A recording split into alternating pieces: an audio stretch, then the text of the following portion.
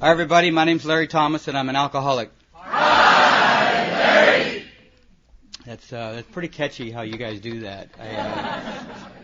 Me and Rosie, we went to a bakery today, and we walked in there, and the lady's, she says, "Hi, my name's Paula. Can I get you a croissant?" And we stepped back. We said, "Hi, Paula."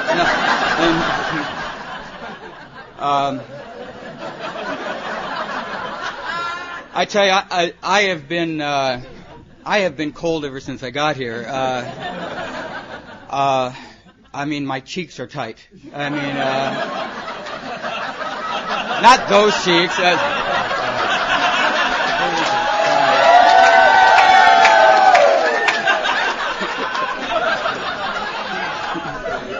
My God. And I haven't even been close to a jelly bean,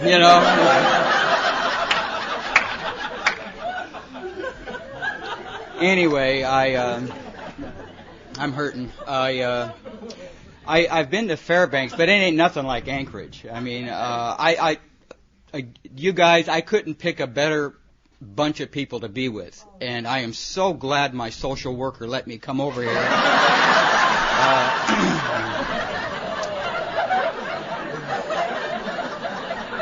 And if you're new, don't leave too fast. We're giving away cheese at the end of the meeting. But there was nothing like getting off that plane and then seeing, it seemed like 100 people greeting us, but there were 6. I told my mom there was 100 though, and then, and the first thing Andrew told me was, don't get too excited. They're for Dick.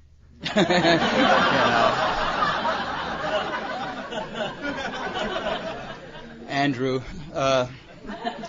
little rat bastard.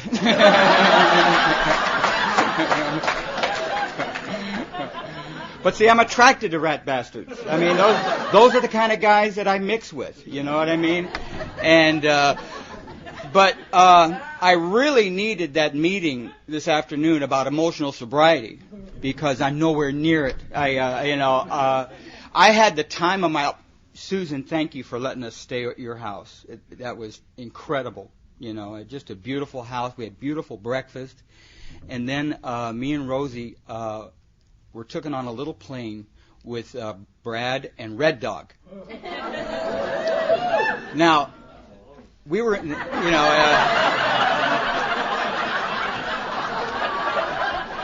I didn't know if we were going to go on a tour or they're going to drop us off over, but we were in the back there and we couldn't see shit because these guys are huge,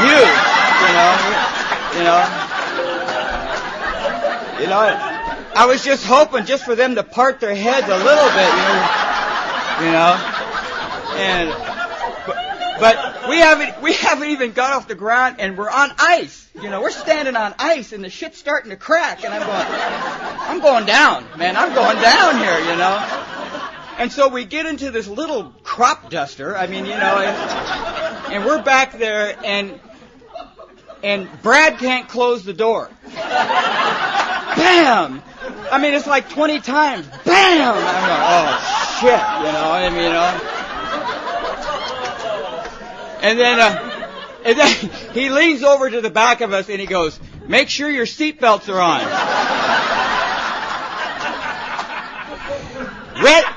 Red Dog, being the Steve Canyon of Anchorage, he turns around to Rosie, hands her the seatbelt, and says, "Here you go. Here's your seatbelt. You better put that on." You know what I mean? So we're riding around, and and I'm seeing stuff. They say there's 7 wonders of the world, but they haven't seen Anchorage. I swear to God, I seen stuff that I thought I seen on acid. We seen glaciers and snow. So much snow. It was just, God, there's got to be a cliff around here somewhere, And then I started to cry, and Rosie started to cry, and these 2 guys are laughing and pointing back at us like that, And because I look down there, Brad turns around and he says, "Hey, there's 2 moose down there." And Red Dog. He's got to get a close eye, I'll bring him down to you, And I've never seen any moose eye to eye, I've had my share of beaver, but never,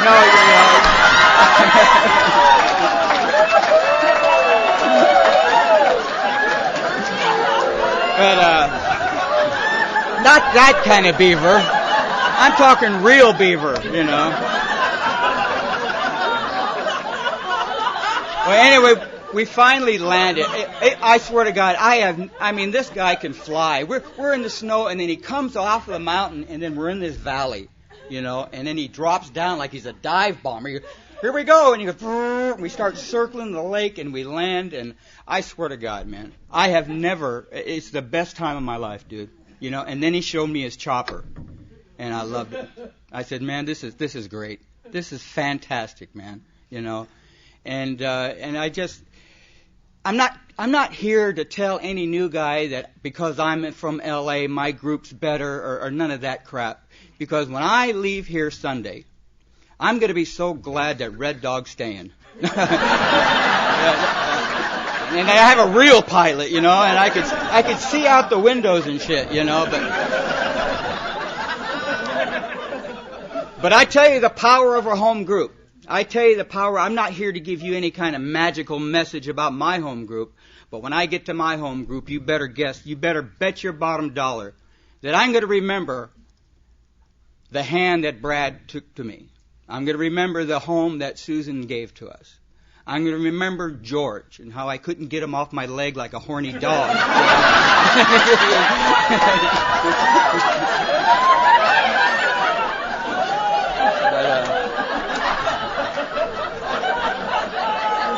But from what I understand, that commitment's going to be taken over. But I'm going to remember things like that. Because I never want to get to the point where I'm satisfied with what I do in AA. I hope I'm always hungry to do a little more. And I'm going to remember the actions that were taken this weekend and how people extended themselves and what they did to make me comfortable. You see what I'm saying? Because I'm 23 years sober doesn't mean that's enough. Because I've been in a home group and active the most dangerous place for a guy like me is to be self-satisfied. I've done my share. I've done enough. And put a cap on what I'm supposed to do here in AA. But you see, when I go back there, I'm gonna maybe peel me and my buddies off that wall and maybe look for another couple strange guys out there. You see, because I get complacent in my home group. I know what it's like to be in a home group like this. I'm preaching to the choir here, And I love my home group, and I love Alcoholics Anonymous, you see. And I always want to remember that we're in the minority of a minority. We are enthusiastic people in AA. And if you're new, I know what kind of head you got. I've got a type of head that it doesn't care how tired I am, but it always wants to chat. You know what I mean? Yeah. And the more tired I am, the more it wants to chat. You know what I mean? I'm going to lay my head down tonight around 2:30 or 3, and I'm going to be physically beat. And in about a half hour, I'm going to hear this. Hey, Larry, let's chat. I don't want to small talk.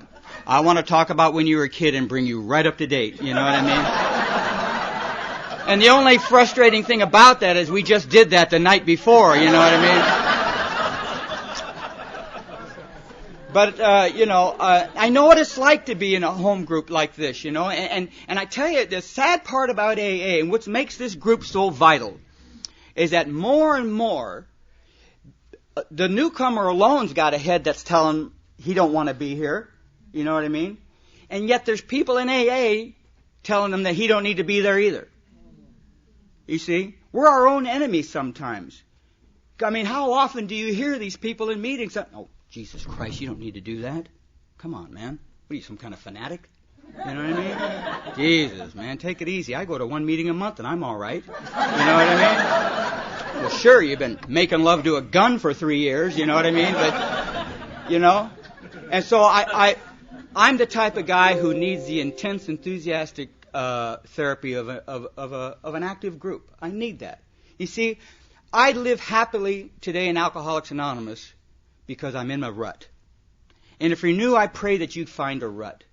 And I know that sounds lame and it sounds goofy, but I've got a regular schedule of meetings. And I've got a regular series of phone calls that I make. And I've got regular things that I do in Alcoholics Anonymous because I'm a nut. And I know what it's like in between meetings. I know how hard it is to try to take these principles out there. And sometimes it feels like you're a ship going out to sea. And you go out there and you try to do your day's work and you try to be with people. And after about 4 hours out there at sea, I got to find me another port. You know what I mean? And it's so good to know where you're supposed to be on Monday. It's so good to know where you're supposed to be on Wednesday. It's so good to know you got a sponsorship meeting on Thursday. And because that's my sense of security. I don't get security by, thinking my way through the day, I mean, and that's exactly what happened to me, if you're new. I stopped drinking and I took up thinking. You know what I mean? Oh, I love to think. I got to think things through, Yeah.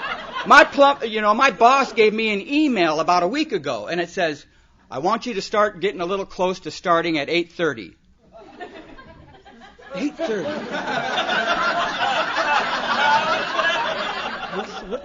8:30. What does he mean by that? 8:30?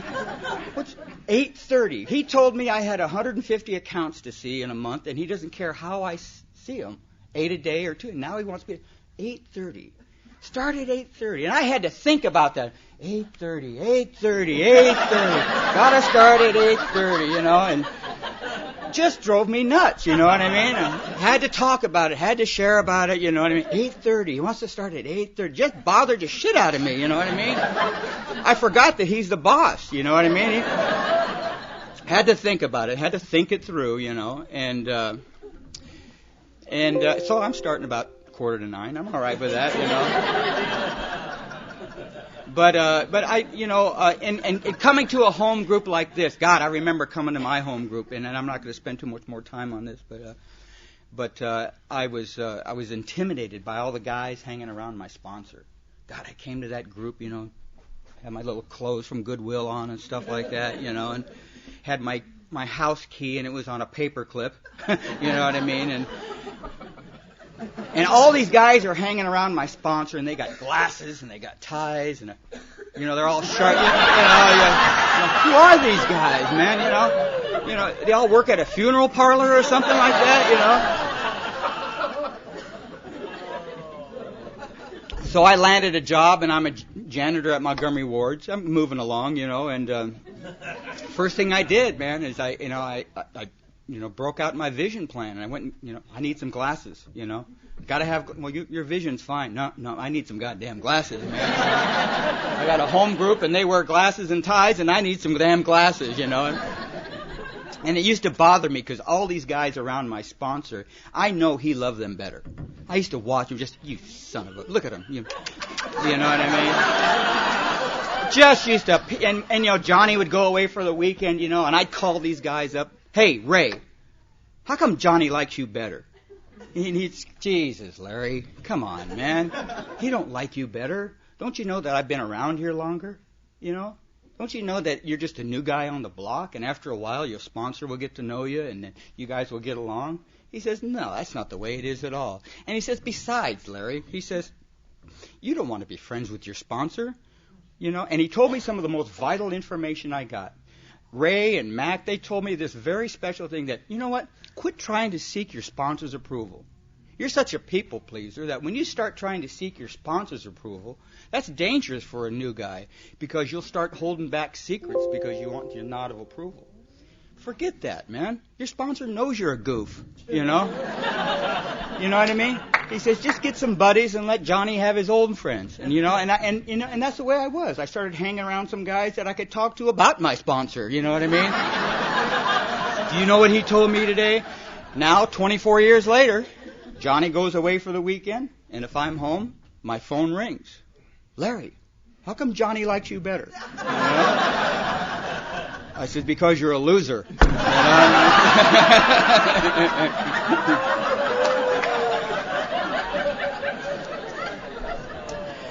I've always been a loser. I've been a loser my entire life, man. I've always been a hostile little loser, and I've known it, and I've prided myself on being a loser, and I'm not going to do any better, damn it, Along with being an alcoholic, I've got a big belt of lazy ass that straps around here, you know what I mean?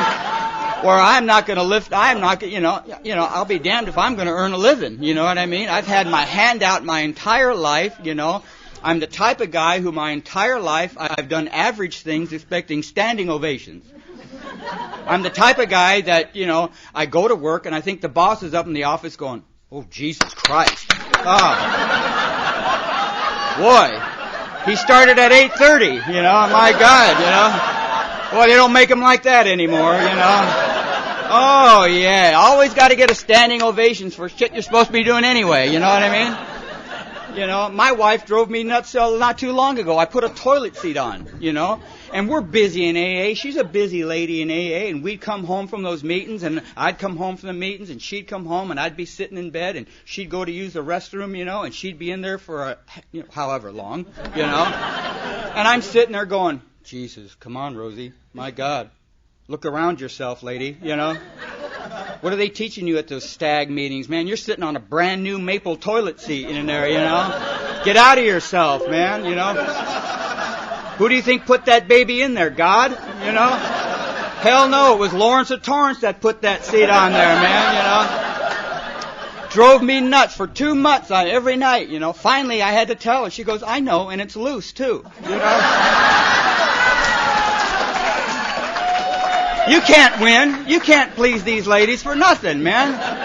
And I've tried hard to please her. I bust my buns trying to do things. It wasn't too long ago that it was a nice hot day and she had a dirty car out there, and I thought I'd wash the dirt off. And I'm washing it for a couple minutes, and I'm about ready to leave. And then the kitchen window slides open, and she goes, hey, do you want some soap to wash the car? I said, wash the car? I've already rinsed it off for you, my God.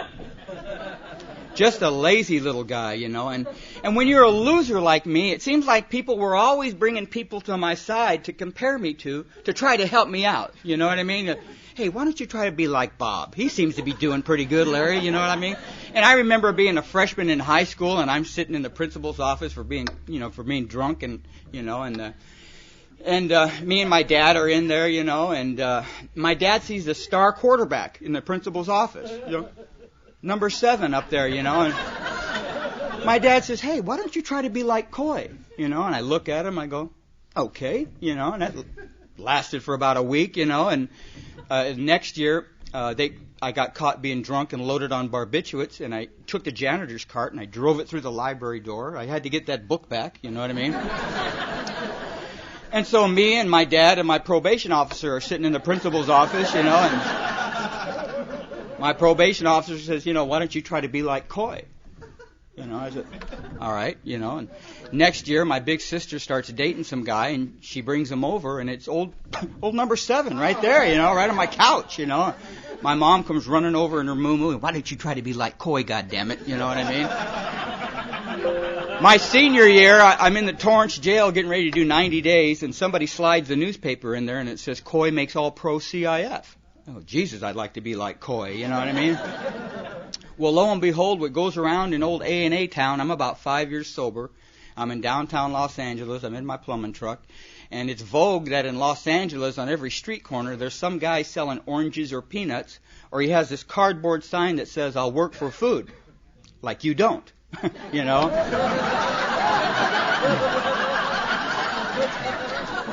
I love L.A., and I'm the type of guy that looks like I need help. People are always giving me pamphlets telling me Jesus is coming and Jehovah and, all these biblical people are coming to see me and stuff, and I'm sitting in my van, and this guy's at the sign, and he locks eyes with me. I go, oh, shit. I got $2 and he ain't getting it, I'm a giver in AA, and sure enough, he comes over to the van, and he sticks his head in the van, and he goes, Larry Thomas. I go, Coy. My God, what happened? I thought you had it made. And then I immediately thought that if there was any justice in AA, that maybe my sponsor could write this guy a letter and say, why can't you be like Larry? Everybody's always looked like they've had it made. My entire life, man, everybody looked like they had some type of secret plan, and I was born in Detroit. Come out to California when I was about 4 years old. I've got a great mom. I got a little Scandinavian mom, and my mom loves speed. My mom loves diet pills. My mom was always buzzing around the house around 4 o'clock in the morning, sorting out nuts and bolts in the garage, raking the neighbor's yard around 5 in the morning, And just a busy lady. She had her favorite thing was to make Afghans. She'd take those diet pills and make Afghans all night. Just putting them out, man. Everything in the house had a fresh Afghan. My chairs had Afghan, couches had Afghans. My dad's golf clubs had little poodles covering, Any animals, they had a fresh vest on, and just a busy lady, and the diet was working. How she was down to a stick, and I had booties and stuff that I didn't even wear, and she'd be buzzing around the house, and she had a hobby. She had a couple of them, but if she ever get them down to 2, her favorite one was to get her prescription filled and make these big jigsaw puzzles, these 30 million piece jigsaw puzzles, of the Mojave Desert, She don't want to be stuck with any color. It's going to be a beige night, you know what I mean? And she'd go to Save-Ons and get her a carton of Raleigh cigarettes because they had coupons on the back, and she saved those coupons to buy more yarn. It was a hideous cycle she was caught up in. One that I know you know about, and she'd come home and put on her only muumuu. She had one muumuu her entire life, And she'd plop open that card table, take a couple more Dexies, start putting together this puzzle. And she had a big pair of toenail clippers, because if she had a piece that didn't fit, well, she'd snip that son of a, We got a job to do,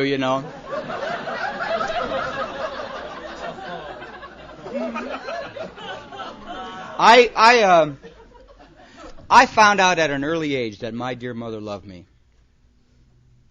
And I would do to that lady what I would do to anybody who would ever show me any ounce of affection or attention, and I'd play her like a fiddle. I don't ever want to forget what it's like to be coming out of nowhere and show up at your mom's doorstep. Or she was a hard-working lady, still is, and she used to work at this dry cleaners, And she hadn't seen me for a while, and I'm standing in this parking lot from about here to those guys in the back row there, and I lock eyes with her. And I've got my street mud on, and she's working in this dry cleaners. And the only thought that I have is she better have $1. And I waddle up to her, and I asked her for that $1. And her little hands start shaking, and she starts going through this little plastic purse that she got at Woolworths. And in that purse, I see a little picture of me when I'm 8 years old on a Little League.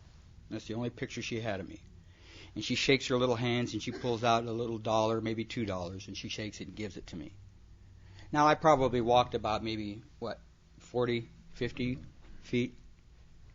How come when I'm in a meeting of Alcoholics Anonymous, if there's a secretary that same distance, why can't I ask him for a commitment and walk that same distance? Why can't I do that? Why is it easier for me to walk that distance and use my mom one more time? You see? And that's the kind of selfish and self-centeredness that this program has to be applied to my life to get rid of. Because if my alcoholism don't kill me, my selfishness and my self-centeredness will. Bottom line, it is rooted in everything I ever do and think about. It's all about me, My dad was a happy drunk. My dad was a happy singing the blues, Nat King Cole, Bobby Darin drunk. He was a refinery worker, and he was always sneaking into his own damn house. It was an amazing thing. He had a nickname for me, and pardon my French, it was son of a bitch. Where is that son of a bitch? Have you seen that son of a bitch? You know what I mean? And being a refinery worker, he's always coming in at different hours, and he's coming through my bedroom window, Yeah, he's a window climber, and I can tell because I can feel that big boot coming down on my chest, And I remember grabbing it one night. He's sneaking in there, and I said, Dad, why don't you have Mom make you a key, My God, she's up anyway, I can hear the Hoover going now, for Christ's sakes, But I tell you what, man, my dad made drinking look good. He made sobriety look grim, but he made drinking look good, and he was always there to help me. My dad's the kind of guy that everything he touches turned to gold. And he wasn't a quitter. He hung in. He started something, and no matter how hard it was, he finished it. Me, on the other hand, I've always had this feeling in me that I want to leave. No matter what I'm doing and where I'm going, I've always had this feeling that I got to leave. I've got to leave. I've got to leave.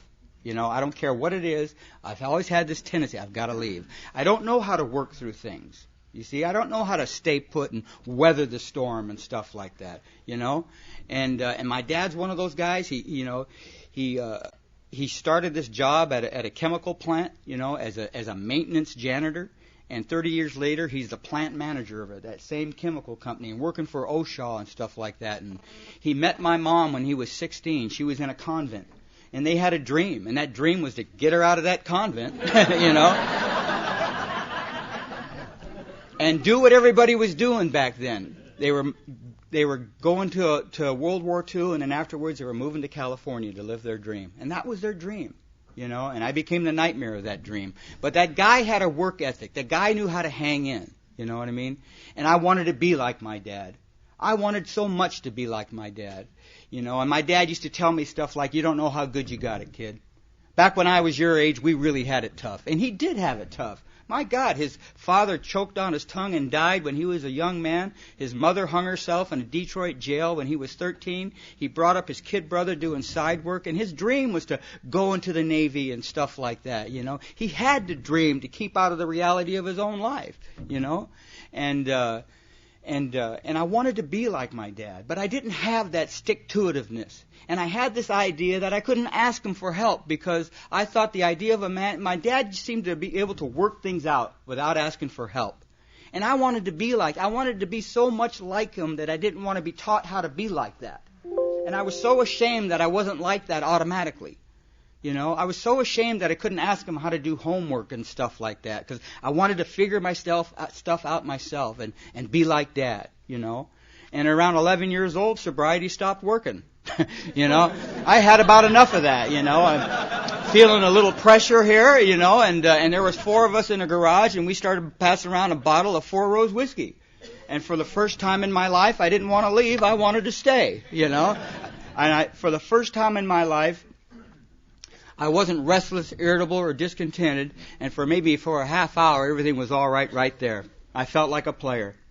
It was the most normal feeling I've ever got in my entire life. My entire life, I've been obsessed with one of these days. It wasn't about being a carpenter. It wasn't one of these days I'm going to be a plumber. My entire life, my secret dream up to coming to Alcoholics Anonymous and even afterwards a little was one of these days I'm going to think and feel and be normal because there's a part of me that isn't. And I've spent my entire life with this one dream that if I could start living normally, everything would be all right. And isn't that the masquerade of Alcoholics Anonymous? Isn't that the killer in AA, where new people come to these rooms and to the untrained eye, they get their little job back, they get about 4 months of sobriety, they get a little girl to go to the dance with, they get a little car, and to the untrained eye, it looks like normal living is a treatment for alcoholism. And nothing could be so further from the truth. Normal living is not the treatment for alcoholism. You do not treat a spiritual disease with normal living. That just comes from hard work and good fortune. But what happens to people like me is they come here and they get these things and they start sitting in these meetings and they become a little restless and irritable and discontented and all their material needs are met and they're wondering why they're feeling so out of sorts and they're not a part of because they haven't treated their alcoholism. And so they think, well, maybe they need to work a little harder. Maybe I need to spend more time at home. And they start trying to work more harder at getting their life in order than treating their disease of alcoholism. And the treatment for my disease isn't about going out and spending 12 hours at work all the time. The treatment for my disease is eye to eye with another man in Alcoholics Anonymous, carrying this message and putting that book to my life. I need a spiritual answer for this spiritual disease. I don't need more overtime and a degree. Those are good to get, but that don't take away and treat my alcoholism. And I've been obsessed with doing that I thought for sure that was going to be the answer. If I get my life in order, I won't have to drink and my depressions won't be so bad when I'm sober. And I would stop drinking and I'd get these little goofy jobs and my whole 5th step is a series of fresh starts. Starting over. Because that's the only way a loser like me gets faith. He doesn't get faith by hanging in there like we do in AA. A loser like me gets faith by starting over. That's the only way I get hope. A new little town, new PO, you know. new little job, and yep, this time it'll be good. And everything's good for about 3 weeks, And then I'm stuck with the hideous four horsemen, and the longer I stay sober, the worse I get, and I can't stand the way I feel, when I'm sober. But anyway, I take my first drink of alcohol when I'm 11 years old. I don't head out to Skid Row that next day, but I did get the address, And it was easy to find. It was all around the house. It wasn't, and I started sneaking it to school and stuff like that. I remember my first project in wood shop. The teacher wanted us to build either a coffee table or something, for our families. And so I built a bar, but it only fit one guy. It was like a little cockpit. It was great. My freshman year, I started hanging around these guys. I started dating this little Mexican girl, and her brothers. They like cars. They like lowered cars. They like car shows.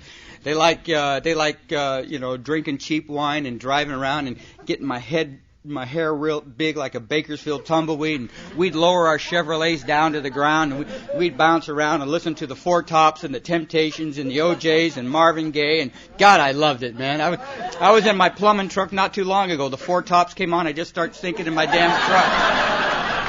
I loved it, man. I had a little Mexican girlfriend named Lupe, and she got her hair up real big, and I'd get my hair up real big. I had these white T-shirts with black khaki pants that came up to here.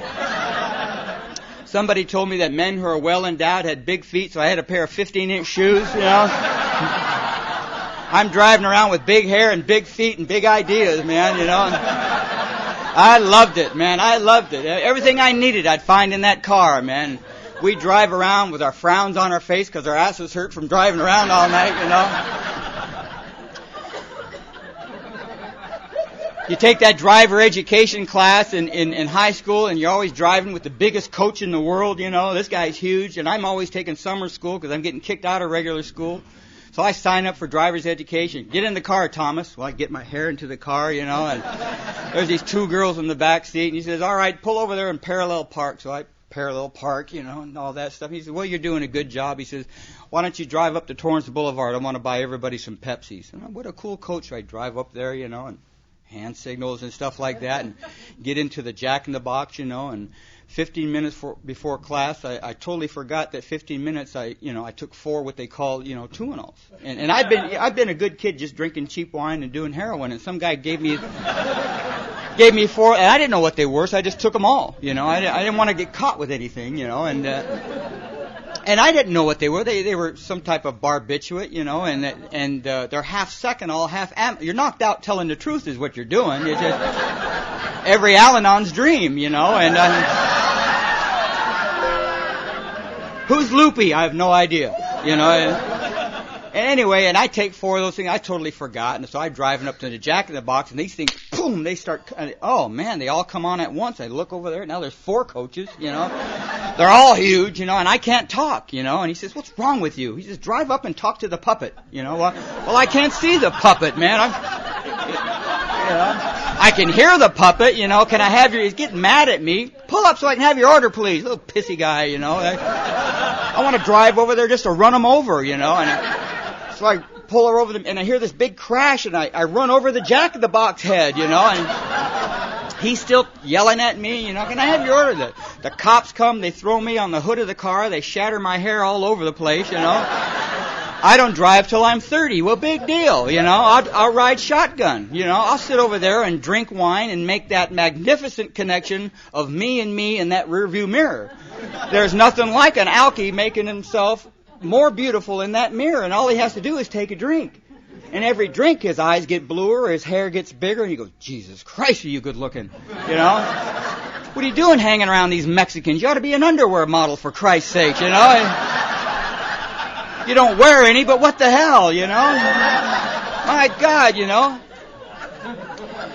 And I ran into a kid like that not too long ago, man. Several years ago, I'm up there at the Glendale Mall, and I'm walking down this mall. This kid walks by me. He's all shaved like some of us, and not that there's anything wrong with that, But he's 18, you know, and he's shaved, he's all tatted down, and he's got a tank top on. He's got these big pair of pants. You could put about 5 guys in there, you know. He's got 3 beepers because he's an important kid, you know. And I walk by him, and he's got his mom's earrings on. He's got a ring in here. He's got a diamond in there. He's got a ring in his lip. He got a chain to his wallet. He got a ball bearing in his tongue. I walk by him, and he goes, "What are you looking at?" I said, "I don't got a goddamn clue what I'm looking at, you know. Beats the hell out of me what I'm looking at, pal, you know." And, you know, now I sponsor the kid. Down in Chula Vista, "What do you want me to do?" I says, "Well, why don't you unlock yourself, for Christ's sake, you know?" Yeah, you say that, but I go to your meetings and I feel so different. I said, "No kidding, you know. Could it be the chain link fence you're wearing, you know? Does that have anything to do with it, you know?"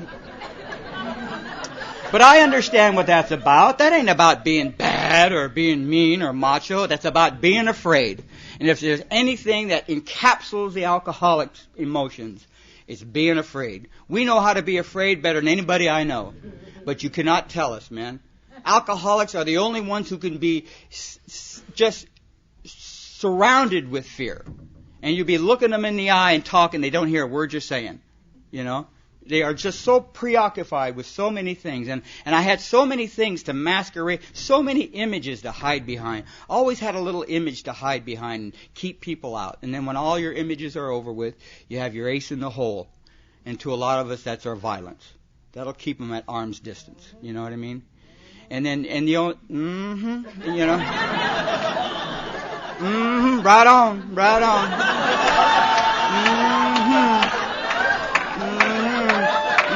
We're going to be saving your ass. Come on right up here now. We're going to save you. You know. Yeah. But and that's exactly what drinking did to me, man. Drinking dressed me up without even leaving the house, man. You know, I had 2 shots of bourbon and I don't know what I am, but I ain't me, and I'm all for that. Which was so neat about going to that bar. I love to go to those bars because after 2 or 3 drinks, you know you're going to be somebody. You know, it ain't going to be you. Maybe you'll be that astronaut. Maybe you'll be some kind of skin diver or something like that. But you're not going to be you. And you can run those lies, and you can run to somebody who's lying to you. You know what I mean? And that's the relief I got from alcoholism, man. Is it made it bearable being me. Because I couldn't stand being me when I was sober, because I knew what I was when I was sober. I was a weak, good-for-nothing, yellow, coward guy who didn't know how to get out of being that, who was secretly stuck being that, and I knew I would always be like that, and spent my waking hours wondering, should I end it today by jumping in front of the bus? You know, what can I, you know, I mean, you know, thank God. Thank God that there was alcohol, because I tell you, a shot of alcohol, I didn't know about a phenomenon of craving. I thought that was because it was an empty stomach or cheap whiskey. I didn't know about that. That after 2 drinks, I'm off and running. You know, waking up and having these kids walk by me and the teacher saying, "Step around the man." You know, looking up at the little kids' eyes in those park, and they're snickering at me and stuff like that, you know. I didn't want that to happen. All I wanted was take the heat off that first couple drinks. But I take that drink and I'm off and running. And sometimes I try to control that. Sometimes I know what's going to happen, so I try to watch it like a hawk. You know, I'll take that. Now remember, man, remember how you're going to get. Keep an eye on this stuff, you know. You're going to be off and running, you know. And sometimes I just drink just to keep that spot, just to keep that happy spot. Because there's a spot there where the alky gets, where it's as pretty as those glaciers, baby. There is the spot that I love to get. And the only place I get there is but 2-3 shots of bourbon. And it's the safest place I know. And my head shuts off, and my guts unwind, and it's okay being me, baby. We're safe right here. We are safe right here. It's going to be all right, man. It is bliss to the alcoholic. You know, I didn't know other people didn't feel that way. I didn't know. I really could care less. All I knew is I did. You know, and I was gunning for it every time, man. Now, I didn't head out to Skid Row or nothing like that. And I stayed in high school, almost graduated in 1969. Everybody's going different places, and some of them are going to Maui, some of them are going to San Francisco. And I thought me and my buddy could find my roots and go to Detroit. we wound up in Phoenix, and we're over there off of North Central and Roosevelt at the Apache Hotel, and the Apache Hotel is about $40 a month, and everybody's got a TV and it's in the lobby, Everybody's got a bathroom and it's down the hall, and you're living in a little room with a Murphy bed and a hot plate and a hot TV, and you're looking out your little window and you're drinking and you're dreaming and you're dying. And in one of these days it ain't going to be like this. It ain't going to be like this, Larry. One of these days, man, things are going to be all right. You just got to get your little life in order here. And you get your little job with a plumber, and I get this job as a plumber, and I'm underneath the house. My first job as a plumber's helper, and he puts me underneath this house, and I'm underneath this house, and I got a pint of Kessler's. I got a transistor radio, and then there's this cat staring at me. I never had a cat, He's just looking at me like that, And I crawl over to the vent, and I look out that vent, and I see the traffic going by, and I go, man, I'm on top of the world. I got a maid under here, Nobody knows I'm under here. I'm getting paid by the hour. I got a pint of Kessler. I got a cat, Every now and then, bang on the pipe, and 9 hours later, they're dragging me out of the house, what I mean? It seemed like I blacked out, and I started going wild under there, and I popped up through the bedroom door, like a creature from the Black Lagoon, Go through the ladies' bedrooms, go steal all of her jewelry and underwear, take it back underneath the house, dress up the cat a little bit, Well, I got fired from that, and so in a couple of days I became a tuxedo salesman, door to door, in the middle of June, Hey, look at this, honey, and did that for about half a day, and anyway, I started working for this other guy, and I worked for him about a half a day, and I found out he was younger than me, so I faked a knee injury, and long story short is me and my buddies started drinking and started writing and selling prescriptions, and we started doing that, and after about 9 months they caught up with me and put me in a little place in southern Arizona, Now, when you're on barbiturates and whiskey, there's no freeway chase, It's not, there he goes down the 210 freeway, and none of that's happening. It's just a matter of the sheriff coming into the Busy Bee Hotel going, there he is under here, you know what I mean? Always naked, leave it to that alky, Yeah, he's over there in the boiler room, he's butt naked, you know what I mean? Yeah, we caught him at the Motel 6, he's butt naked, Never fails. It's that one with God, and it just always got to be out there like that, What about a couple of years ago, I was at this conference in Bakersfield, and we shared this Sheraton hotel with 2,000 Jehovah's Witnesses. No, there's nothing wrong with that. I just had this goofy idea that around 4 o'clock in the morning, I wanted to grab a grapevine and go door to door.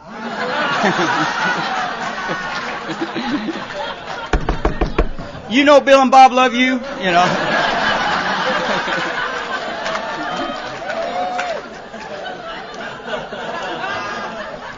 Just to see how many of them would open up the door butt naked, Get out of here,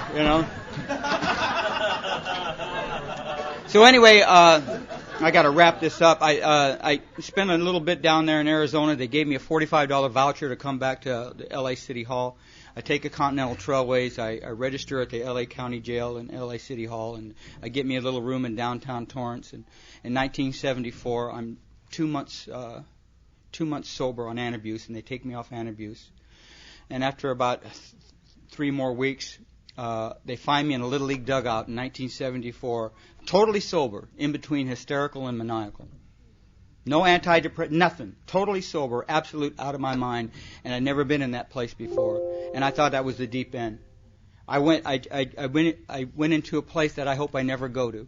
But I started visiting more and more the longer I stayed sober. And they sent me to the Harbor General Hospital. They diagnosed some of my drug overdoses of being suicide attempts, and that by the look of my jacket that maybe I need to go to a state hospital and be observed for 30 days. And they sent me to a state hospital out there by Oxnard. And after about a year, I was totally observed. And they released me with my antidepressants and my antipsychotics, and they told me that I wouldn't be able to operate in society unless I took those things. And they were absolutely right. Because after 2 months I was out of there, I ran out of Thorazine, and they found me at Alvaro Street in downtown Los Angeles behind the Chevron station. A public drunk, a public nuisance. No big-time convict here. You got an all-time loser, though. That's what you got here. I had no idea how to live.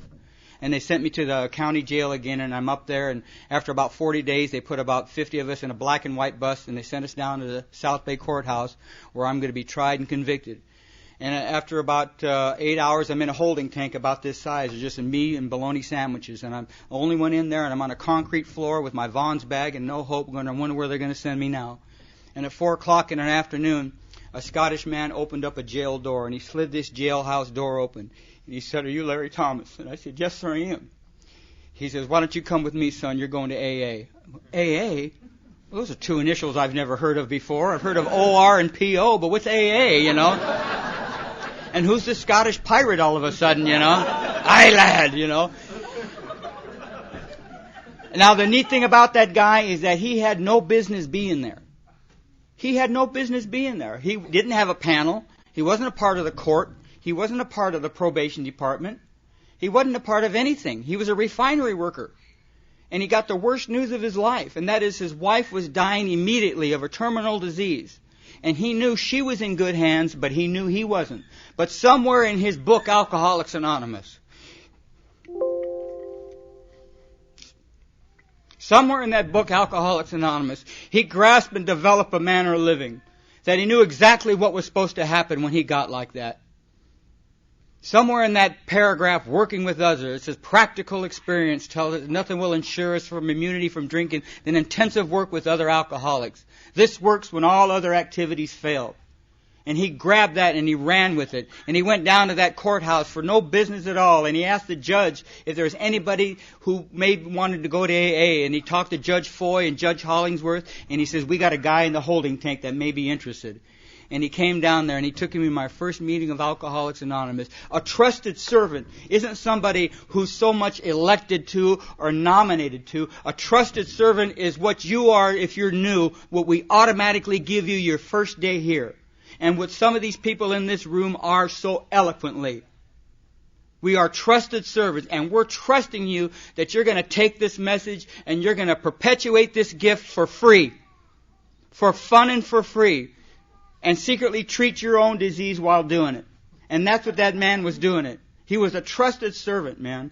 And he carried you so well. And I went with that guy, and I thought, I'm getting for a long ride up north and maybe some lunch. And that guy took me to a 15-minute car ride to my first meeting of Alcoholics Anonymous. In 1975, he rolled up to this Alano Club in Torrance. And he introduced me to this lady named Indian Jeannie and Captain Bob and Tennessee Bill and Singin' Sam and Serenity Sam and Bicycle Ray and Santa Claus Ray and Whistling Pete and Dancing Butt and all these other people, man. And I said, my God, I just left a group of people like this, Little Moose come running after me like a toilet paper. Hi, honey, my name is Moose, and I'm expecting a miracle. And I said, my God, I bet you are, I'm not it, And then this transvestite came through the card playing room, and he started circling me like a helicopter, And after about 3 times around, he landed, and he says, "I can't wait to take you to a candlelight meeting."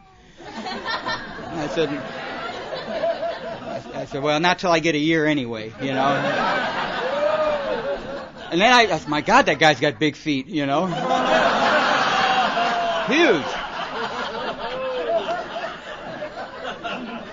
And I said, my God, if that's AA, I don't want any part of it, And then from 1975 to 1982, I came in and out of Alcoholics Anonymous on a regular basis. 30 days and get drunk, 60 days and get drunk, 90 days and get drunk. And the longest I could stay sober was 6 months because I was on heroin. And never once did I apply this book to my life. Never once did I find out what alcoholism was. All I did was come here, try to get my life in order, and think that if anything goes bad and I feel like drinking, I'll know what to do. Because in the back of my mind, I'll know what to do when I need to drink. In the back of my mind, Jesus Christ, you know what's in front of that? It certainly isn't going to AA. And I was sitting in these meetings, and I'd get physically sober and mentally ill. And when it came time to drink, and life would give me a little chunk that I couldn't swallow, there was nothing keeping me from drinking, because I'm thinking, you know what? I've got that cancer now that I know that if I go drink, I can come back, because I've did it once, I can do it again. The hideous cancer of AA. To that slipper. I've done it before. You see, if you don't do anything for your sobriety, if you don't start doing little commitments and doing the uncomfortable to get comfortable, when it comes time for you to be in those moments, you don't got nothing to lose. If you've done nothing around here, you don't got nothing to lose. But if you've done a little work around here and you've done a little inventory and you've had some commitments, you think twice about stuff like that. Because you know dang well there's nothing neat about being new. There's nothing pretty about being new. I hope I got a ton of drunks left in me. I don't ever want to be new. And I will go to Anchorage not to be new. I'm 23 years sober and it ain't enough. And that little fella with the patch on, his sponsor is over in Oregon. Once had 46 years. He's now got a couple months. And Alex asked him, my God, what happened to you? You had 46 years. He says, yeah, I had a lot of years, but I didn't have any days. It's the days that get you the years, pal. It's the days. Every day we got a daily reprieve. We hear people every time they take their cakes, they're talking about their blessings. I've been blessed with this, and I've been blessed with this. And then we watch them slowly hang themselves with their great blessings because they become so involved with their blessings in the place that blessed them when no one else will. This is my great blessing. Nothing happens without you. If I'm lying to my sponsor, this whole thing's a sham. This whole thing's a bunch of... If I'm lying to my sponsor and I'm holding back little nickel and dime things and I'm running my old... This whole thing's a lie. And I don't ever want to live like that when every waking moment is a lie. Every corner of my room is a lie. Every place I look is a lie. And when I'm honest with my sponsor and I'm honest with my fellas, everything is clean and as pure as it should be. And there's no running and hiding. And an alcoholic can live peacefully like that. He doesn't have that turmoil anymore. He doesn't have the hideous four horsemen waiting at his footsteps when he's sober. That's what we feel when we're sober. Alcoholism strikes the alcoholic when he's not drinking. It waits for people to lay back on their commitment. It waits for you to say, no, I'm not going to go tonight. I don't need to be there. I'm going to go get pizza. You know, it waits for you to get your priorities all out of whack. You know. And on May 2nd, in 1980, I'm going by the Woolworth window, and I've got my mud on, and I'm getting ready to check myself into a mission. I'm 120 pounds, and I'm yellow.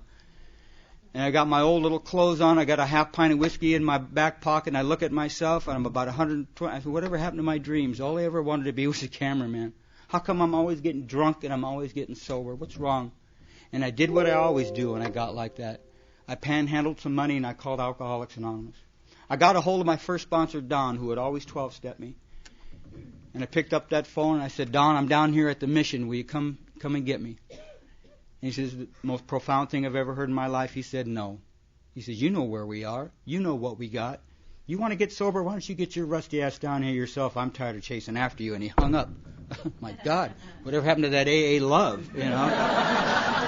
I just heard it. And for the first time in my life, it wasn't necessary for the good people in AA to come and get me. The best thing that ever happened to me is people stopped rescuing me. The best thing that ever happened to me, that nobody was there to come get me anymore. I'd been toting around this cigar box with 30, 40, 50 names of people in AA, and I couldn't call one of them. They all been tapped before. And I took the longest walk of my life. I walked that 10 miles from that mission to that little Alano club. And I walked down there with my little poopy pants and no hope, and I waddled in there and I said, Don, I don't know what to do with my life. Story of my life. I don't know what to do with my life. And I said, would you be my sponsor? I never asked that man to be my sponsor. I said, would you be my sponsor? And that guy lit up like a chandelier for about 5 seconds, and then he lit into me for about 20 minutes. And he gave me the wood, man. And I tell you what, though, I just made contact with a higher power, baby. I just made contact with the most beautiful thing that I've ever experienced, and that is another man in AA telling me, I know how you feel, pal. I know exactly how you feel. The most vital relationship we have. Watch them. Watch these people with their sponsors. There's nothing like it. There is nothing like a guy and his sponsor, man. It's the most blessed relationship I've ever experienced. And to watch you guys with your sponsors and these gals, it is a joy to see. Because there's life in those four eyes, man, yours and his. There's something going on there that's never happened before. And I don't want to jeopardize that. So I tell my sponsor my little goofy secrets. And I tell him those things, you know. And he tells me, yeah, this is what we're going to do, kid. This is what we're going to do. you know. And the biggest difference when I went to that mission was I finally found out that I'm an alcoholic. And all my life I thought, well, I'm an alcoholic, I can't drink. I'm an alcoholic, I shouldn't drink. And what I found out was that I'm an alcoholic, and I'm going to drink. I'm going to drink. If I don't do what this guy tells me to do, I'm going to drink. I'll never get so sober that I can't drink again. But I can always get so drunk that I can't make it again. And Alcoholics Anonymous is the place where we show up and we grow up and we give up. And you do the most magical thing. You take people who are lost and lonely and you're afraid, and you dress us up and you do the hardest thing ever been done. You teach us how to grow up here. And we grow up shoulder to shoulder here, hand to hand, one alcoholic talking to another, trying to keep that level of identification open in our meetings. That's the neat thing about home groups, is recreating that atmosphere where your spirit finally got that spark. And it's my job as a sponsor is to light that spark, but not only to light it, but to make sure that I take them to a group that fans his fire. You see? Who takes that fire and fans it, man, because other people are doing it. There's so many groups that are spitting on that fire. There's so many things going on at meetings. They're trying to put that fire out. And you bring them up here to Anchorage. And you put them in the middle of these meetings. And that flame is fanned by you guys. And if I can do anything to get a spark going in another guy, that's all I want to do, is to perpetuate this gift. If I've been given this, I owe you guys one more life and then one more. I don't think Bill and Bob started this thing for me to stay home and work on my car. I don't think that's what they had in mind. I think what they had in mind is exactly what we're taught here in meetings of Alcoholics Anonymous. Our primary purpose is to stay sober and perpetuate this magical gift, because Alcoholics Anonymous is the only one that can take care of Alcoholics Anonymous. There ain't nobody tied into this thing but me and you, baby. And we've got it made here. We have got the life. If you're new, I hope you're so desperate that you do things that you don't know. My beautiful wife, I've got to tell you how I met this beautiful wife, and I'm shutting it down. My beautiful wife is 13 years sober. I met this little lady about, how many years? 7, 8 years ago at a meeting in Downey. And I'm talking at a meeting in Downey, and I couldn't get my eyes off this little Nicaraguan. And after the meeting, I had to talk to her, first to see if she liked my talk. And then just get her phone number. I just couldn't get. And we started talking. And at the end of the meeting, she says, "Do you like the backpack and camp?" I says, "I love it." I never backpacked in my life, man. I spent enough time out there, But I figured anything to get into the tent, And I've been calling that lady every day since. And the most beautiful experience that I had was not only taking her hand in marriage, but being loyal to her and knowing perfectly well that she loves me and that I don't have to do anything anymore to make her love me anymore. That she loves me because she don't need me for nothing. She's a woman, an alcoholic. She's self-supporting through her own contribution. She don't need me to lean on. She's been doing good without me. And she still hangs around me because she loves me. And it's my privilege to take care of that love. There's nothing like sitting in a meeting of Alcoholics Anonymous where a man is sitting with his sponsor and he's listening to his future girlfriend or wife up there at the podium. And she's talking about how much she drank and how much she used and how much she whored around and what she did. And that sponsor's nudging you going, "Boy, there's a hell of a gal."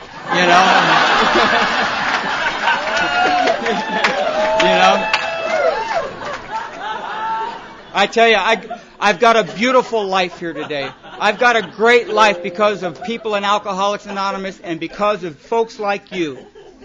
You took a nothing and made them into an almost. I love my life today because of you, And there's this little story about this little fella who watched this man in a lighthouse. Day after day, week after week, this little boy used to watch this old man in a lighthouse, and he lived by himself. And he couldn't figure out what that old man was doing in there. One day, that little boy of about 7 years old came over to that old man, and they talked over the fence, and he said, Mister. He says, "You got to be lonely in there." And that old man reached down to that little boy, and he says, "Son, not since I've saved my first life. When I first took a look at you, I thought, my God, how boring and lonely this thing must be. But when I started sponsoring people, and I started bringing life to the dead, And I started taking these guys to Alcoholics Anonymous. And I started watching these little guys get friends. And I started watching these little lives be able to move back with their wives and get their lives in order. What a thing. I don't ever want to miss that. I don't ever want to miss that. You have brought so much meaning into my life that I can't wait to see you again. My heart skips knowing that I'm going to come see you again. You see, and I want to thank you for that. I want to thank you for everything you folks have ever done for Alcoholics Anonymous, and I hope I can just give back a little bit of that. And thanks for having us.